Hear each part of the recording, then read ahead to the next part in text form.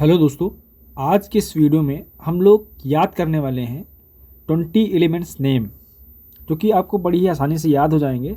और अगर आप क्लास 10th की साइंस पढ़ रहे हैं तो आपको अगर 20 एलिमेंट याद हैं क्लियरली, तो आपकी जो केमिस्ट्री है 5 चैप्टर, वो उनमें आपका बड़ी ही आसानी से सारी चीज़ें समझ में आ जाएंगी।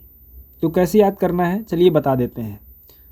और सबसे ज़रूरी ये भी है कि हमें एलिमेंट के नाम तो याद होने चाहिए, लेकिन सीरियल वाइज याद होने चाहिए, यानी क्रम में याद होने चाहिए। चलिए देखते हैं। सबसे पहले नंबर पे क्या आता है? सबसे पहले नंबर पे आता है हाइड्रोजन।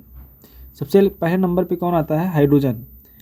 अच्छा, क्रम में ही क्यों याद करना होता है? तो इसके बहुत सारे साइंटिफिक रूल होते हैं, वो चीज़ें भी आपको मालूम अभी हो जाएंगी क्यों सिस्टमेटिक तरीके से याद होना चाहिए।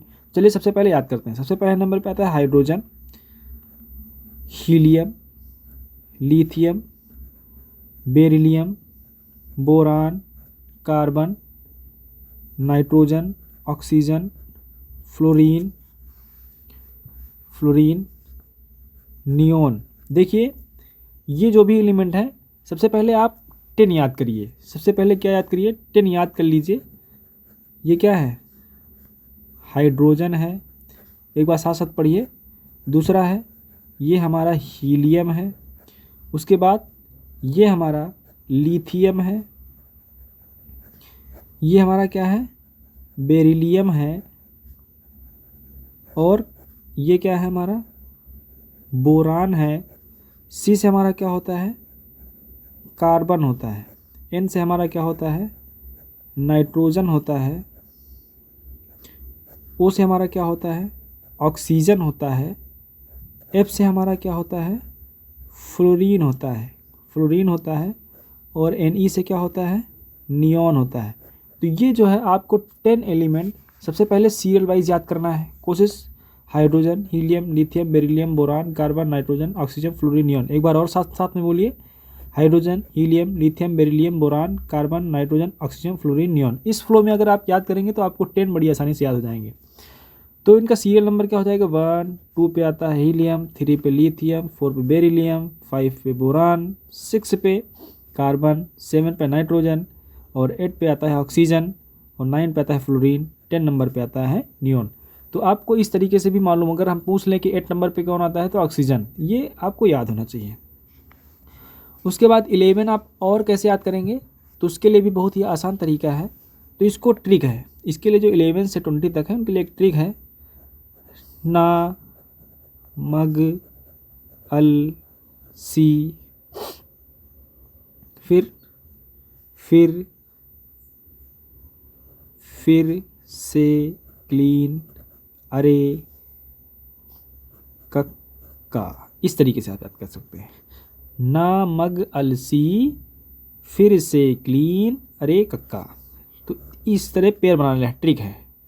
ना, मग, अलसी, फिर से, क्लीन, अरे, कक्का। तो आपको इस तरीके से याद कर लेना है। ये आता है 11 नंबर पे। 12, 13, 14, 15, 16, 17, 18, 19 और 20 नंबर पे ये आ जाता है। तो इस तरीके से बड़े आसान ट्रिक है। तो आपको 20 एलिमेंट तो आने ही चाहिए। चलिए मैं नाम भी बता देता हूँ। ये हमारा है सोडियम, ये हमारा है मैग्नीशियम, ये हमारा है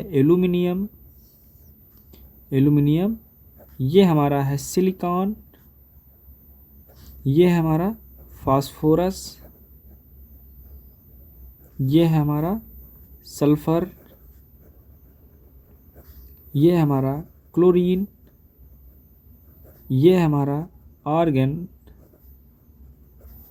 ये है हमारा पोटेशियम,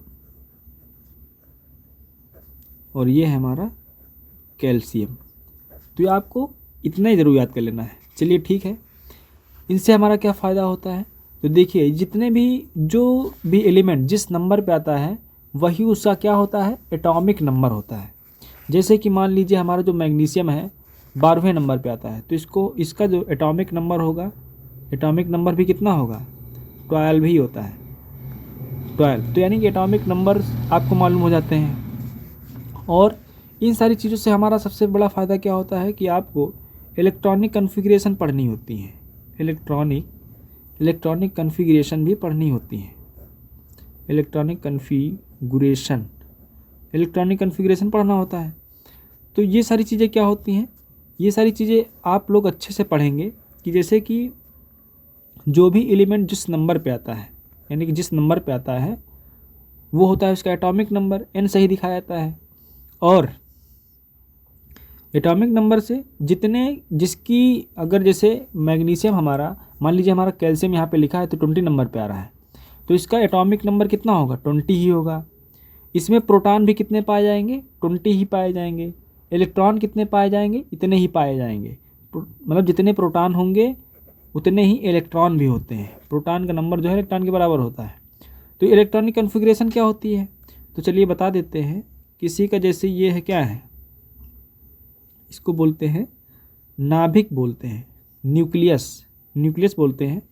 न्यूक्लियस के अंदर होते हैं प्रोटॉन और इसके बाहर होते हैं, यहाँ पर इलेक्ट्रॉन क्या करते रहते हैं, रिवॉल्व किया करते हैं।